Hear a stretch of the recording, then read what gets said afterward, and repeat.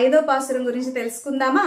మాయనై మన్ను వడమధుரை మైందనై தூய பெருநீர் யமுனை துறைவனை ஆயர் குலத்தினில் தோன்றும் மணி விளக்கை தாயை குடல் விளக்கம் செய்த தாமோதரனை தூயோமாய் வந்து நாம் தூமலர் தூவித்தொழுது வாயினால் பாடி மனத்தினால் சிந்திக்கா போய பிழையும் புகுதருவா நின்னனவும் తీయినిల్ తూసాగుం సెప్పేలోరెంబావాయ్.